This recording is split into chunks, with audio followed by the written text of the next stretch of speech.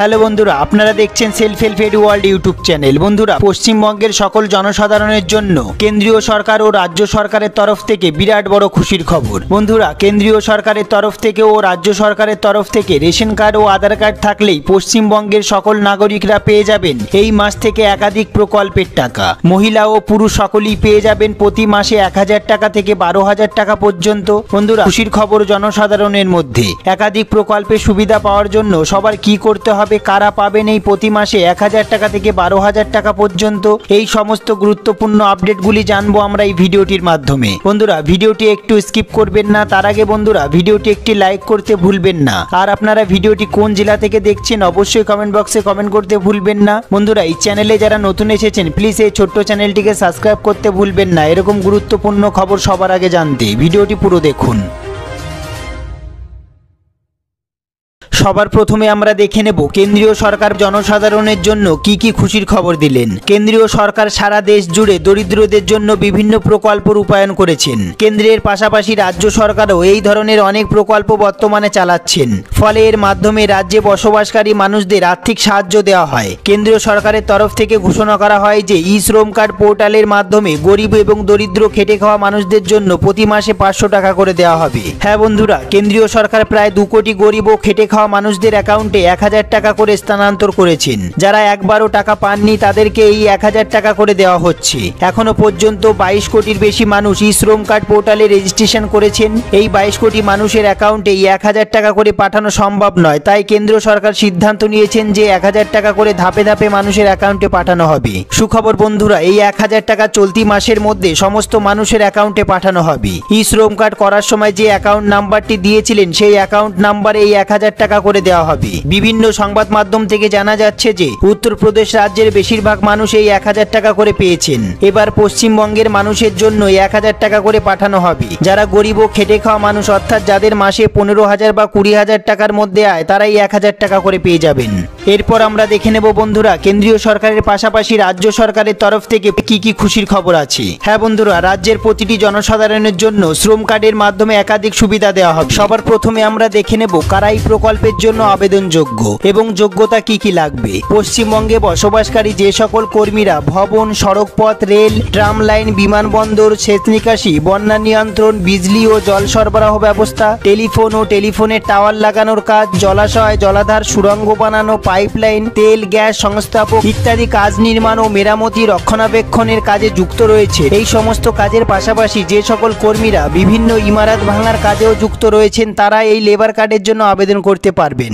এরপর আমরা দেখে নেব আবেদনকারী শ্রমিকের বয়স অবশ্যই 18 থেকে 60 বছরের মধ্যে হতে হবে। এরপর আমরা দেখব আবেদনকারী শ্রমিককে 1 বছরের মধ্যে অন্ততপক্ষে 90 দিন কাজের সঙ্গে যুক্ত থাকতে হবে।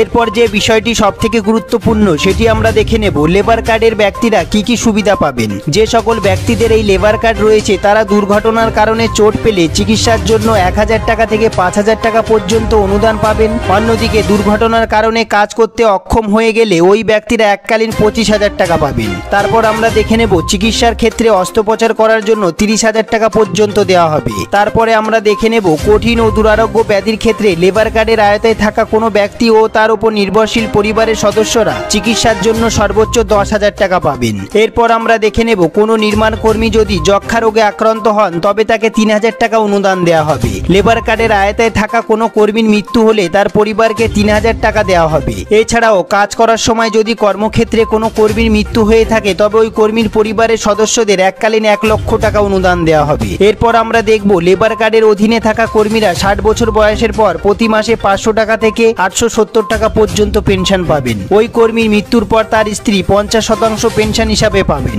যে সকল ব্যক্তির লেবার কার্ড রয়েছে তারা গৃহ নির্মাণের ক্ষেত্রে সর্বোচ্চ 50,000 টাকা পর্যন্ত লোন পাবেন, তবে এক্ষেত্রে সুদের হার রয়েছে 5%। এরপর আমরা দেখব যে সকল কর্মীদের লেবার কার্ড রয়েছে তাদের সন্তানদের শিক্ষার ক্ষেত্রে 2000 টাকা থেকে শুরু করে 15,000 টাকা পর্যন্ত অনুদান দেওয়া হবে। যে সকল মহিলাদের লেবার কার্ড রয়েছে তারা গর্ভ অবস্থায় 6,000 টাকা পর্যন্ত পাবেন এবং কোনো কারণে যদি গর্ভপাত হয়ে থাকে তবে সর্বোচ্চ 4,000 টাকা পর্যন্ত অনুদান পাবেন। তারপর আমরা দেখব লেবার কার্ডের আয়তায় থাকা ব্যক্তিরা চশমা কেনার জন্য 500 টাকা করে পাবেন এবং কাজের ক্ষেত্রে প্রয়োজনীয় যে কোনো যন্ত্রপাতি কেনার ক্ষেত্রে 1000 টাকা করে পাবেন। এরপর আমরা দেখব নির্মাণ কর্মীদের মৃত্যুর পর তাদের অন্ত্যেষ্টিক্রিয়ার ক্ষেত্রে 3000 টাকা করে পাবেন।